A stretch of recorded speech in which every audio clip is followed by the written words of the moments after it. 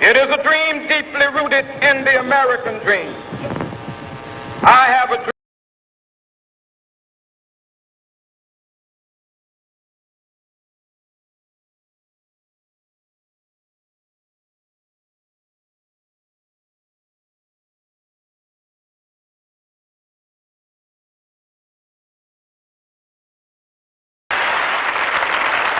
With this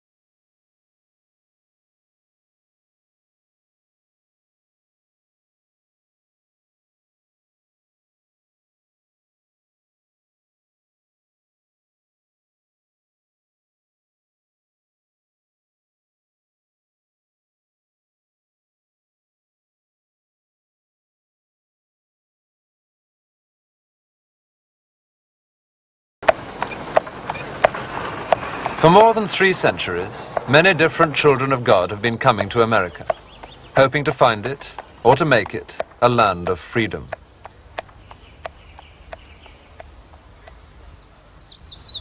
Freedom to us nowadays, as to Martin Luther King, means above all political and economic freedom. But for the refugees who came in the early days to America, it meant religious freedom. Freedom to worship God as their consciences dictated. Freedom merely for their own religious views and ways to be tolerated. These are Mennonites living in Pennsylvania, descendants of radical Christians in 16th century Europe who were known as Anabaptists. Most of the Mennonites in Pennsylvania live ordinary modern American lives, but this particular group has become famous for clinging to the ways and clothes of the past. They're the old order Amish.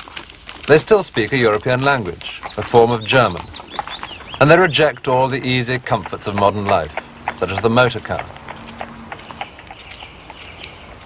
A certain obstinate integrity causes these people to look old-fashioned. But the same quality of independence made their ancestors seem dangerous radicals. If their Anabaptist forefathers had flaunted their religion like this, they'd have been executed.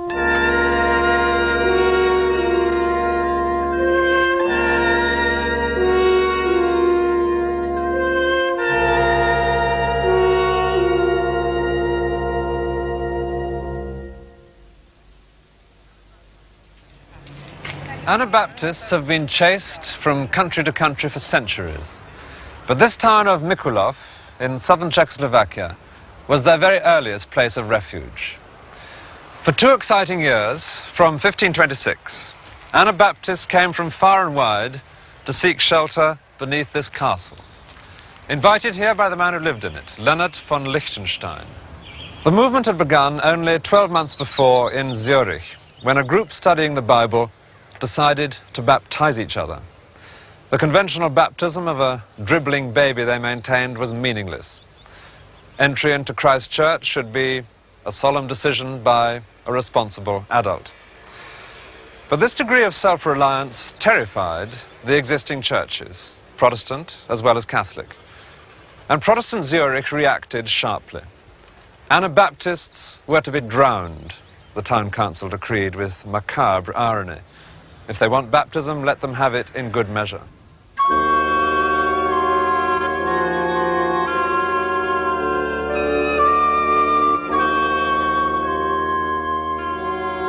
A larger proportion of Anabaptists were martyred than any other single group, including even the early Christians on whom they modeled themselves.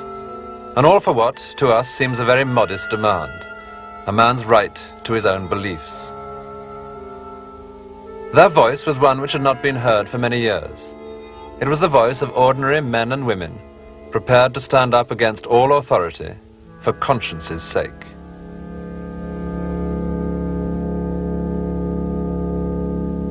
It's heard at its most moving in a letter, which a young Anabaptist woman wrote from Antwerp jail to her daughter of only a few days old. The woman's husband had already been burnt as an Anabaptist, and she herself had been reprieved only just long enough to give birth to her child. Now, she was about to die, and she writes to tell her child not to grow up ashamed that her parents were burnt as heretics.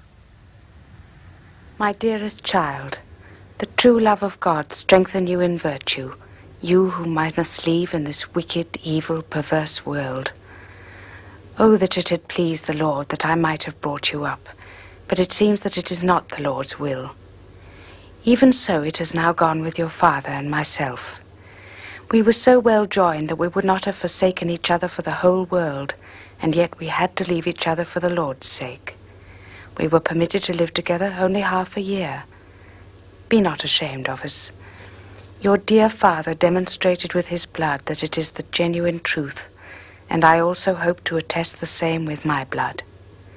Hence, my dear Jannikin, do not accustom your mouth to filthy talk, nor to ugly lies, and run not in the street as other bad children do. Rather take up a book and learn to seek there that which concerns your salvation. And now, Jannikin, my dear lamb, who are yet very little and young, I leave you this letter. Read it when you have understanding, and keep it as long as you live in remembrance of me and of your father. Be not ashamed to confess our faith, since it is the true evangelical faith, another than which shall never be found.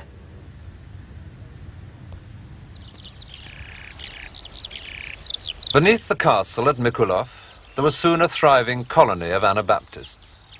They were welcome here, not only because the lord of the castle shared their faith, but also because they helped in his vineyards. But one colony rapidly turned into two. As the Catholics have always known, nothing leads to disagreement quite so quickly as reading the Bible. The argument centered on pacifism. One group found in the Gospels the message that one could use force to defend oneself. The others saw only complete pacifism in the Gospels and even communism, the need to share all worldly goods like the early Christians. There are today Protestant sects which descend from both these viewpoints, but even in Mikulov, persecution from outside soon put an end to the argument. The leader of one group was burnt and his wife was thrown into the Danube with a stone around her neck. And the eventual leader of the communists, Jakob Hutter, was whipped, brandy was poured into his wounds, and he was set alight. In spite of persecution, the Anabaptists persisted, moved into new areas, and survived, until they finally found shelter in America. But there were other Protestant minorities, such as the Huguenots in France, of whom the Anabaptists would have profoundly disapproved. This castle at Amboise belonged to the French royal family, who were Catholic, and it was the scene of one of the violent incidents in the Protestant bid for power. Many nobles had become Protestants. They felt themselves strong enough to demand tolerance, or even to seize it, and perhaps with it, the throne. Here at Amboise, the Huguenots hatched a plot which would have horrified the Anabaptists. They, after all, had only asked for freedom from the state. The Huguenots were very different. They tried to take over the state, and they fought for it with an unscrupulous ferocity which was rivaled only by that of their Catholic opponents.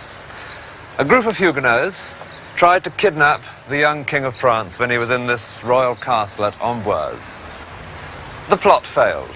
The conspirators were taken into the castle, were tortured, and then were dragged out onto this balcony, where ropes were tied around their necks and they were flung over. Their hanging bodies were intended to impress the crowd outside.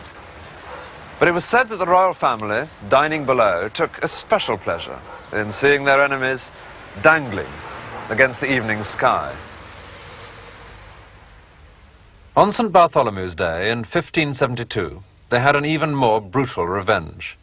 Flinging Huguenots from balconies was becoming a habit. This massacre of Protestants took place in Paris. It had been ordered by the royal family, and it lasted 2 whole days. Huguenots were dragged from their beds into the street. Thousands died. In the struggle of the Huguenots for power, politics and religion were inseparably mixed. And for a while, the religious problem was solved with the easy cynicism of politics. In 1589, the heir to the French throne was a Protestant prince, Henry IV. But Paris would only accept a Catholic king. And so, with one of history's best-known throwaway lines, Paris vaut bien une messe, Paris is well worth a mass, Henry went to mass, became a Catholic, and became King of France. As king, he was able to pass the Edict of Nantes, which guaranteed that even though the vast majority of Frenchmen were Catholics, no Protestant would be persecuted for his faith. But such personal protection from the king could only last as long as the king himself. When Henry died, persecution of the Huguenots soon returned. By the end of the 17th century, nearly 500,000 of them had fled from France, and Louis XIV had repealed the Edict of Nantes. Louis was soon even boasting that he had eliminated all trace of Protestant worship from his kingdom. But he was wrong.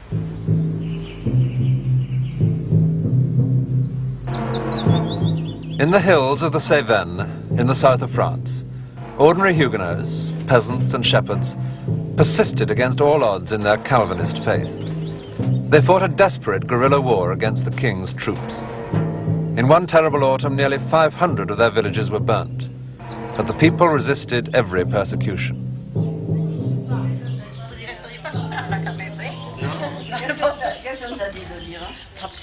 After thousands of Huguenots had fled overseas, in particular to America, the king was determined to convert by force those who remained in France. So it would appear we are being massacred for praying to God, as if that were an evil thing, to serve God according to the purity of his Gospels. His Majesty will allow us to say that if we are not granted our request to leave the kingdom or to assemble freely in the desert, then we will suffer any outrage that it should please His Majesty to attempt on us, rather than give up our faith. The Huguenots called this part of France the desert, because here they would resist to the end, just as Jesus, in the desert, had resisted the devil. Nothing would terrorize these peasants back into the Catholic fold. Today, many villages in this area have no Catholic church. But in the days of persecution, the Huguenots had to practice a hidden faith. Their houses had secret places where a minister could hide when the king's dragoons came. The cellars of the houses were linked, so the man might emerge to safety as much as half a mile away. The cup for the communion wine would be formed of separate pieces, to be screwed together for a service in the open air. This is designed to look like a large grain barrel, but add the other parts which it contains and it becomes a handsome pulpit, something to give dignity and weight to a sermon preached in the woods. Many early accounts tell of the rare excitement, the sense of special occasion at those forbidden gatherings. My aunt and uncle never missed the secret services which were held near our village, and I had pleaded for some time to be allowed to accompany them. I so fervently wished to see a minister. This they permitted. We left between 9 and 10 of the evening in winter, and we walked across the heather. Occasionally we did espy the lookouts who would point the way for us. After much walking, we arrived at the foot of a mountain. There, amidst the trees, there was a small opening. We entered and came upon a wooded clearing where, to my surprise, there were already gathered a goodly number of people. Seigneur, lui dit la femme, tu n'as rien pour puiser. In the Cévennes, Huguenots still celebrate from time to time an open-air service, in memory of those dangerous days when their ancestors held true to their Calvinist faith. Ainsi que ses fils et ses troupeaux. Often, on a Sunday, I did see on the tops of the hills lookouts who were there to warn the people gathered in secret assembly. Should they see any Catholic soldiers arriving, they could give the warning that the people would be able to disperse. Vendredi, à Malabuis, un de mes catéchumènes m'a dit « Venez, je vais vous faire goûter de l'eau de la source. » Et il était très heureux de me faire goûter de cette eau qui est si bonne. Et je me disais, Mon Dieu, combien le bonheur est là, là, dans le goût de l'eau. Et c'est qui en le suivra, oh mon Dieu, quand on sera ce que les yeux verront ta face. Mon seul pain, ce sont mes larmes, et il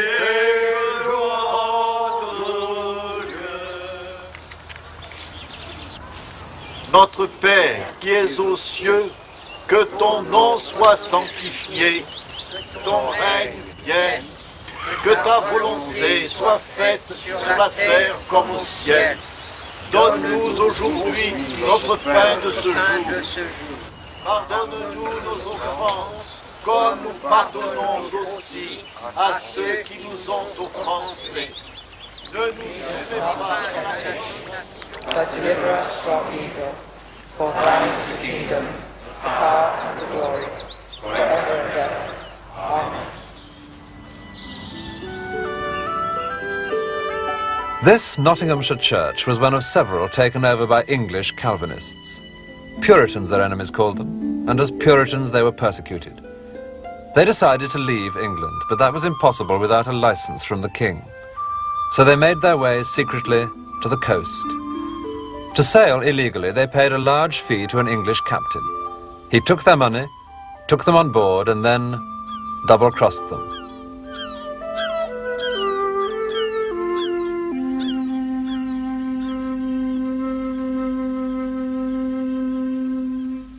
The leaders of the little group found themselves in these cells, in the ancient Guildhall at Boston. It was bitterly different from their hopes. And it was very different, too, from the great success which they would later achieve. Because this abortive escapade here at Boston was the first step in the long journey of the people we now know as the Pilgrim Fathers.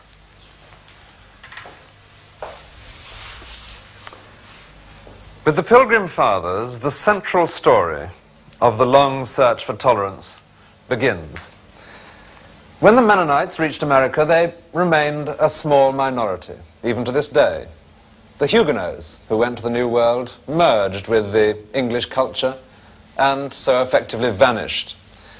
But the Pilgrim Fathers, and those who followed them from England, played a large part in shaping that culture. And it was in English-speaking North America that the long battle for tolerance was finally fought out and won. But that was still a long way ahead. When the Pilgrim Fathers were here in the English Boston, they spent a month in prison. That was in the autumn of 1607. And then the next spring, they tried again to leave the country. But they'd learned their lesson. This time they bribed not an English captain, but a Dutch one. He kept his bargain, and they set sail. At this stage, they had no thought of going to America. They were just aiming for Amsterdam.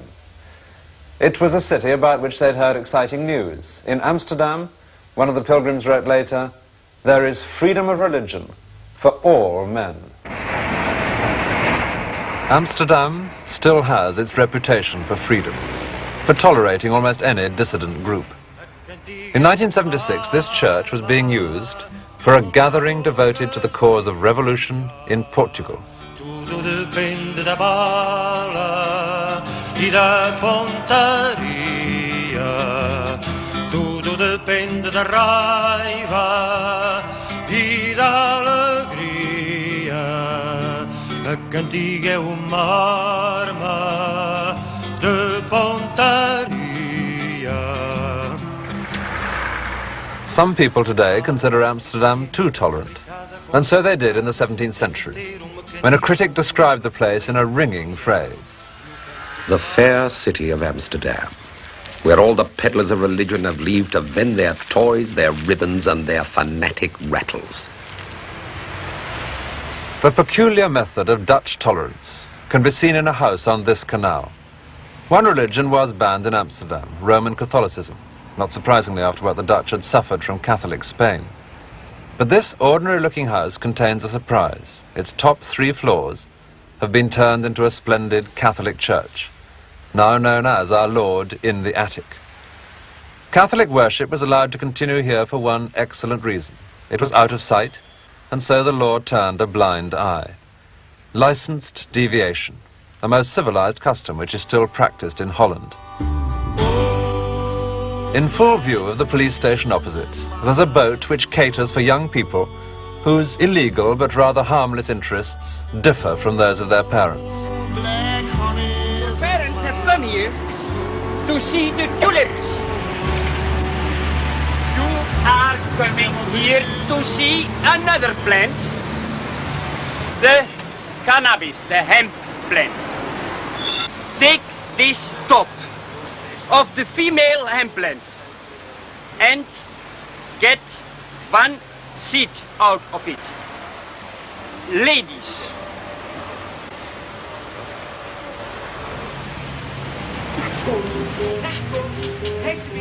Hes hopsasa,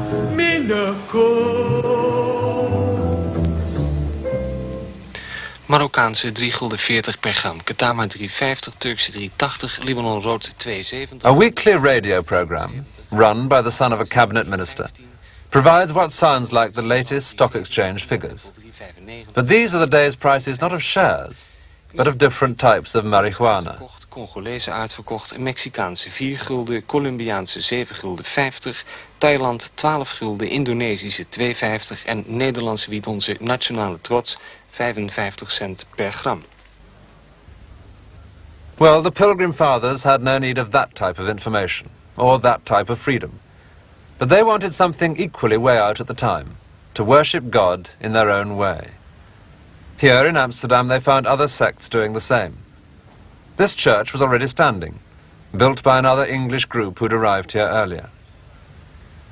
In Amsterdam's free and stimulating atmosphere, radical religious sects tended to split up and reform with the same sort of solemn abandon as radical political groups today. Within a year of leaving England, the small party of Puritans had settled down so well in Holland that they felt free to quarrel among themselves. Half of them stayed in Amsterdam. The others moved on, still within liberal Holland. They established themselves very successfully in this city of Leiden.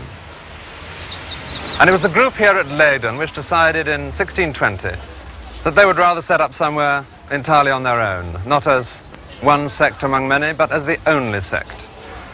They had strong political reasons for leaving Holland. The Spanish army and the Inquisition were rather too close for comfort in what is now Belgium, and were always eager to move north. But I suspect that the Puritans also were tired of merely receiving tolerance. In a place of their own, they could go one stage further and try their own hand at intolerance. New England was awaiting them.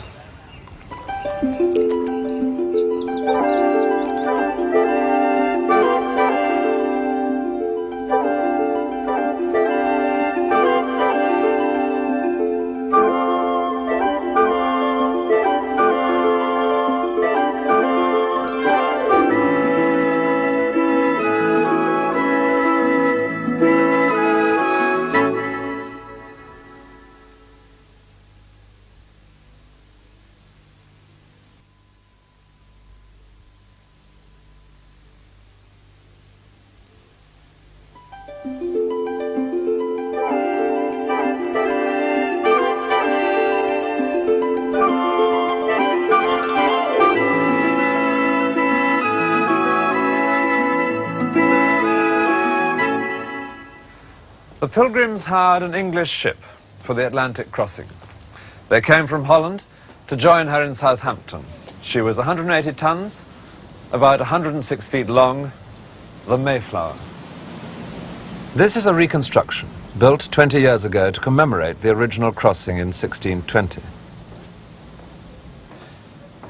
It was already autumn before they set off.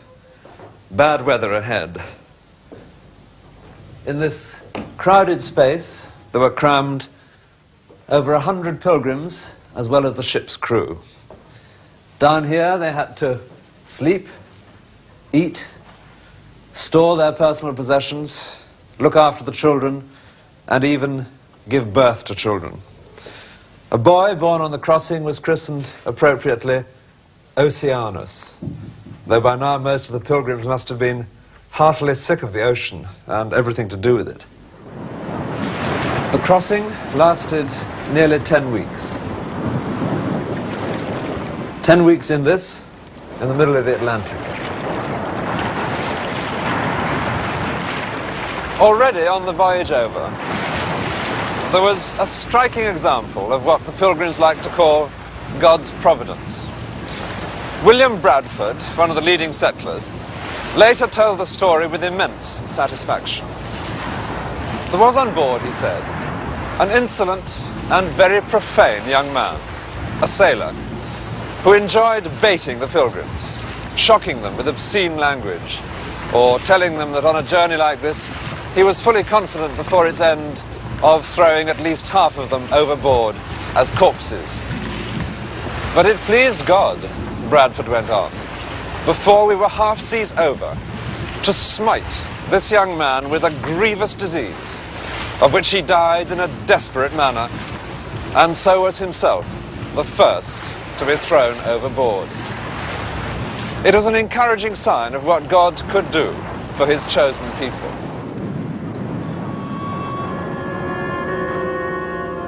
The Pilgrims landed in November in New England, notorious for its hard winters. Bradford described in his diary those terrible first months. But that which was most sad and lamentable was that in 2 or 3 months' time, half of their company died, especially in January and February, being winter and wanting houses and other comforts. Being infected with the scurvy and other diseases which this long voyage and their inaccommodated conditions had brought upon them, so as there died sometime 2 or 3 of a day in the foresaid time, that of 100 and odd persons, scarce 50 remained. But the spring now approaching, it pleased God that mortality began to cease amongst them, and the sick and lame recovered. Though they had borne their sad affliction with much patience and contentedness, it was the Lord which upheld them, and had beforehand prepared them.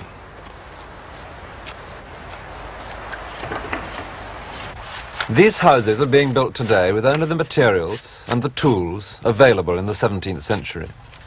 Here at Plymouth, where the Pilgrims landed, the local people are making a living museum. The original settlement, Plymouth Plantation, is being gradually recreated with all the details of the everyday life of the Pilgrims. The struggle and hard-won success of that first winter remains rightly an inspiration to Americans, a living symbol of self-reliance.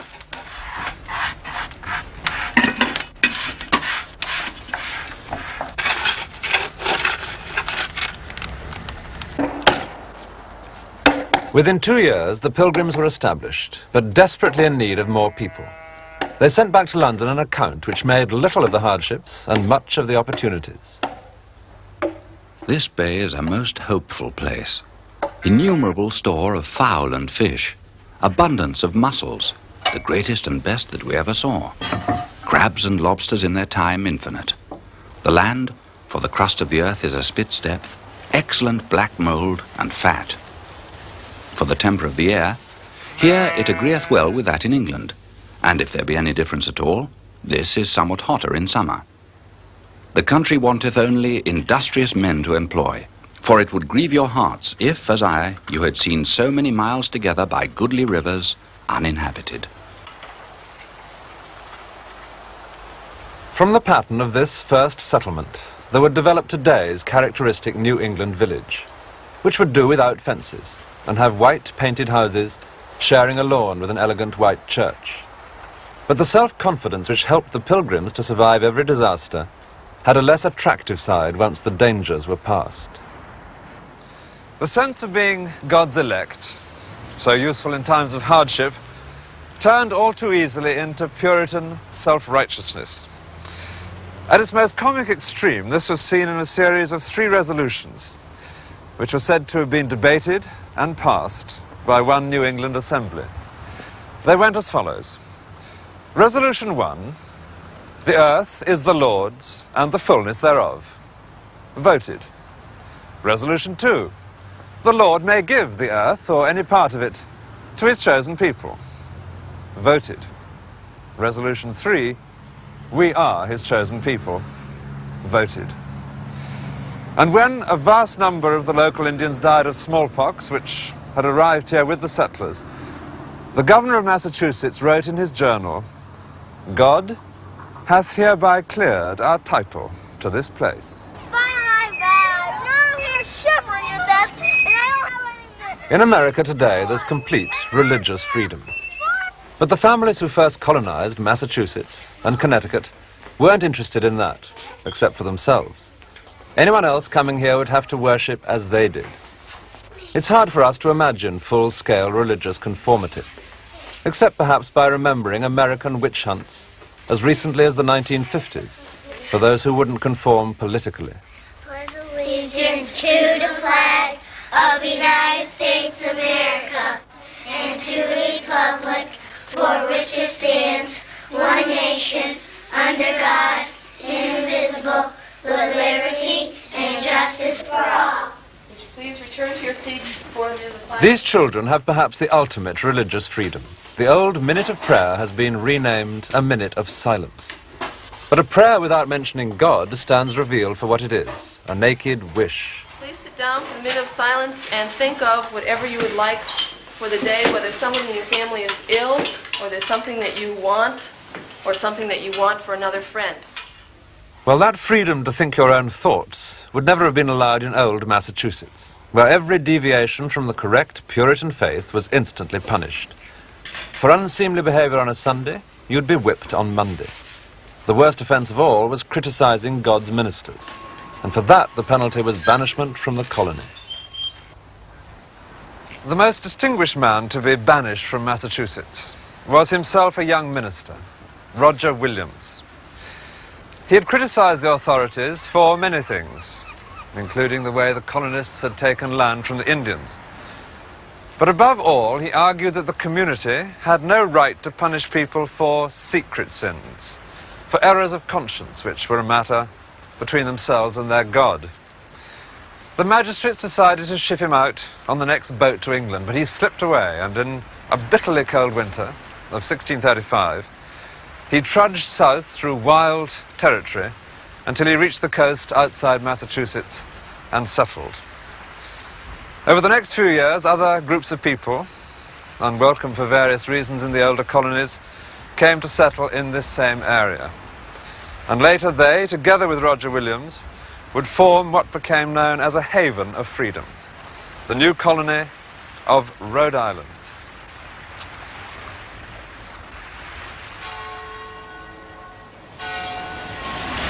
On the piece of land that Williams bought from neighboring Indians, there stands now the capital of Rhode Island, the city of Providence. This is the church where he used to preach. In Providence, everyone was welcome. Williams called it a shelter for persons distressed for conscience. The street names reflect the idealism of the place, but others at the time were less impressed by Rhode Island's tolerance. The sink into which all the rest of the colonies empty their heretics, the receptacle of all sorts of riff-raff people, and nothing else than the sewer or latrina of New England. But Rhode Island was described more fairly in its own early code of laws.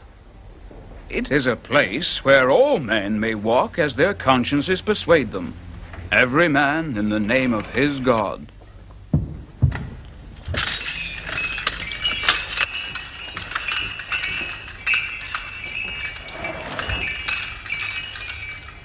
It was a place where a man might walk even in the name of a non-Christian God. This is the oldest synagogue in America, built by a community of Jews who in 1658 arrived here in the town of Newport, attracted by Rhode Island's growing reputation for tolerance. But the greatest test of Rhode Island's tolerance, which had passed with flying colors, didn't come from the Jews. It came from a very troublesome Christian sect, the Quakers. When they were banished from Massachusetts, they built this meeting house in Newport, Rhode Island. They were safe here, but they insisted on going back to Massachusetts to stir up trouble. Today we think of the Quakers as being highly respectable people. But in their early days, they were rather closer to hooligans. Inspired, idealistic, infinitely courageous, but nonetheless hooligans. They had arrived in New England in 1656, and in no time at all, a Quaker man was in a Boston church smashing bottles and shouting at the congregation, "Thus will the Lord break you in pieces." A Quaker woman streaked through the streets, stark naked. Another undressed in church, under guidance, of course, from the Lord. Massachusetts must have looked back with nostalgia on the minor troubles they had had with Roger Williams. The Quakers were banished, but they kept returning to testify to their faith, so new laws were passed. The first time back, a Quaker man had his ear cut off, and a Quaker woman was whipped. The second time back, the man lost the other ear, the woman was whipped again. The third time back, either sex had a hole bored in the tongue.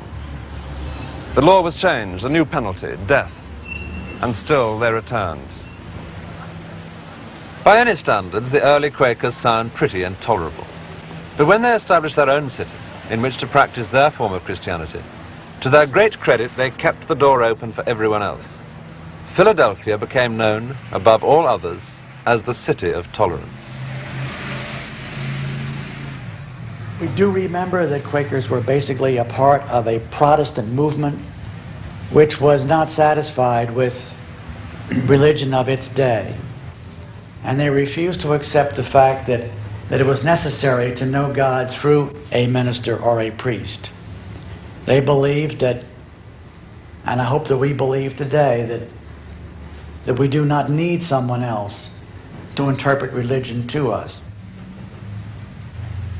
The Quakers, or as they call themselves, the Society of Friends, have no fixed form of service. One of the ideals of the Reformation was the priesthood of all believers. Well, here it is. Everyone equal, nothing but silence, until the Spirit moves someone to speak.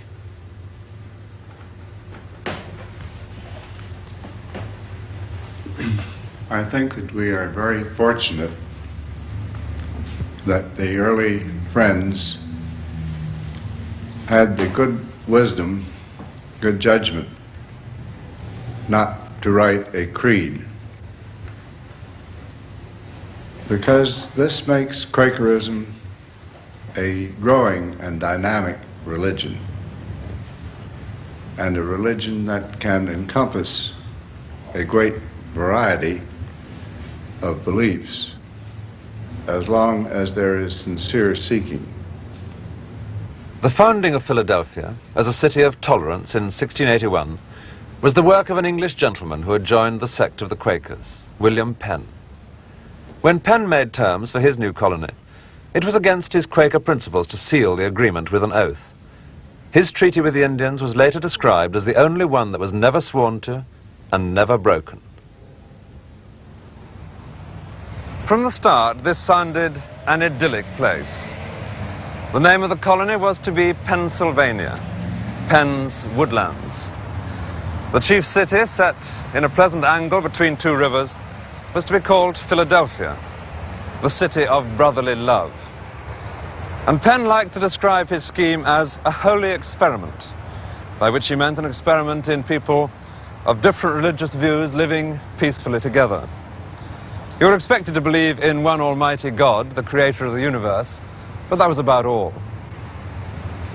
One of the advantages of tolerance rapidly became apparent when a suspected witch was brought for trial before William Penn. 10 years later, in Salem, in Strict, Massachusetts, suspicions of witchcraft would lead to mass hysteria and much bloodshed. But when the witch came before Penn, he said to her, "Art thou a witch? Dost thou ride through the air on a broomstick?" "Yes," she said. There must have been a gasp in the court. Penn replied that if she could ride on a broomstick, she had every right to do so. He, for one, knew of no law against it. He recommended that she be discharged, the jury agreed, and no more was heard of witchcraft in Pennsylvania. People flocked to a place as sensible as Philadelphia. The town grew, and with the Quaker example of hard work, it rapidly became prosperous. Today, a city of more than 2 million people is presided over by a gigantic statue of William Penn. And in the skyscraper age, they still keep to a city rule, which says that no one shall build higher than the brim of the founder's hat.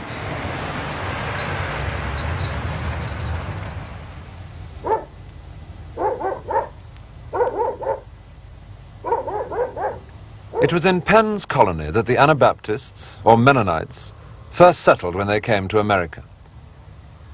A Mennonite farmer, Fred Martin, begins each day at 5 o'clock in the morning with half an hour of prayer.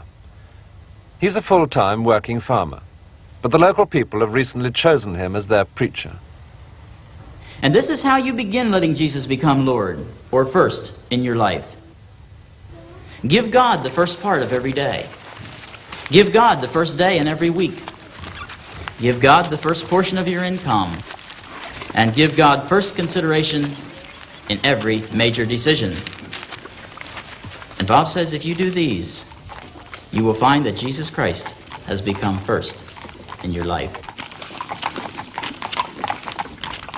In fact, Fred Martin isn't a minister of the old order Amish, but they, like him, are Mennonites, followers of Menno Simons, a 16th century Anabaptist in Holland.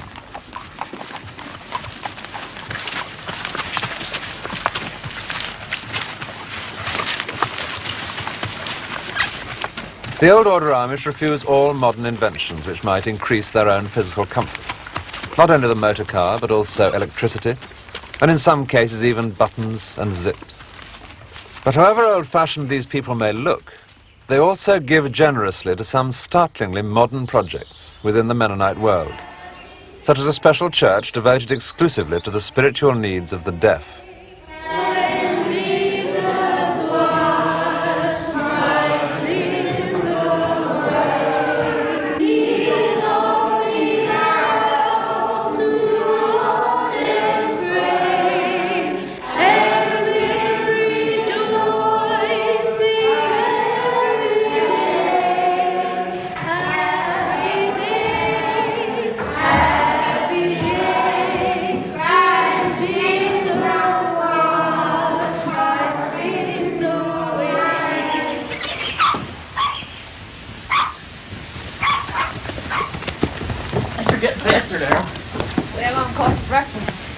You hungry? Yeah.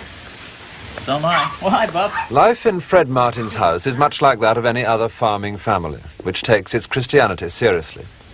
But there are differences. Fred's son, born into a pacifist sect, will have no difficulty in saying no if the state calls on all its young men to join the army. His Anabaptist ancestors suffered untold horrors to establish a principle which the Quakers later followed, and a principle which we now take for granted, that a man's religious convictions are his own affair, even up to a certain point, if they conflict with the demands of the state. That was the battle that the Anabaptists finally won. Let's have a prayer first, Roger. Our Father in heaven, we thank you this morning for your love for us. We thank you for being with us during the night and keeping us safe. And we give you thanks now for providing our needs, especially for this meal this morning. We thank you and praise you for providing it for us, and we do ask that you continue with us throughout this day. Help us to be faithful to you in your service. The long years of resisting the state, troubling the state, irritating the state, finally bore fruit. But then, God has a habit of freeing his chosen people at long last from oppression. There are stories about that in the Bible. For those who can partially hear, the preacher's signs are translated. So Moses caused lice to come all over the land and went all over the people, and they started scratching their heads and their arms. Oh, it was a big bother. The servants were carrying things and they kept scratching their arms, and they put the food down, and the Pharaoh complained. He said, Moses, Moses, I'll let your people go to stop this lice. Moses said, you're going to let my people go? And then Moses ordered the lights to stop, and they all disappeared. To his own congregation on that same Sunday, Fred Martin was preaching about the quiet insistence which has always given these small Protestant sects their strength. I will bless God at all times. And you'll note that the psalmist not only says do this, but he's saying it takes an effort. I will. We must will to bless God, to give him a favored position. It's not emotional, it's a matter of the will.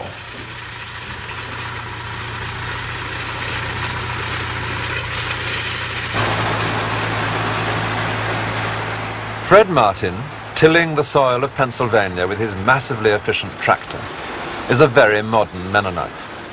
But his family is here, just as much as the Old Order Amish, because of Pennsylvania's principle, liberty of conscience.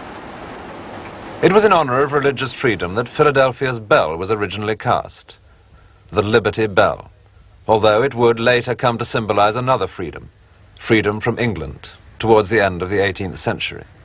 By then, the Liberty Bell had rung out loud and clear, not only for independence, but for the first occasion when an independent nation made religious freedom a matter of law. Both the Constitution and the Bill of Rights were signed in this same group of buildings behind here. The Constitution said in 1787 that no religious test would ever be required by anyone holding office in the United States. And the Bill of Rights added 4 years later in its First Amendment, Congress shall make no law respecting an establishment of religion or prohibiting the free exercise thereof.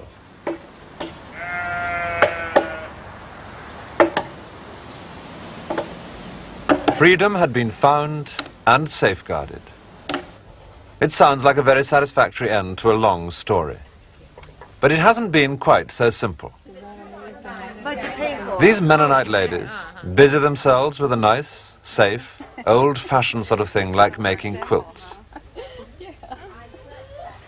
They also go in for good works, bundling up clothes to send as relief, wherever in the world it may be needed. During America's long war, they sent a great many truckloads to Vietnam. South Vietnam, naturally.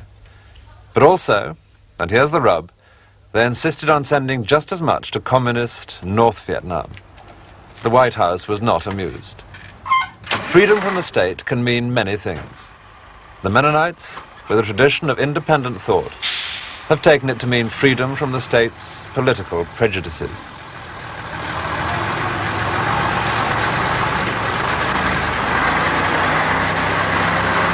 The demand for one liberty leads on to others.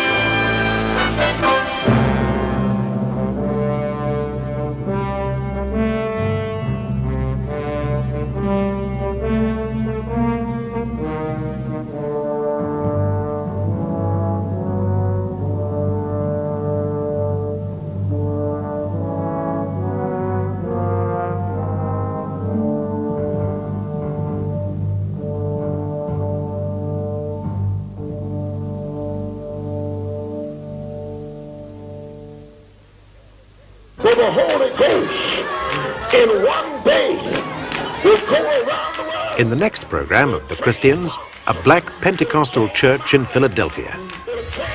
The staid and polite religion of 18th century Europe was often transformed into something far more exuberant and joyful when it was exported to America. Eradicate hatred. The Holy Ghost is an equal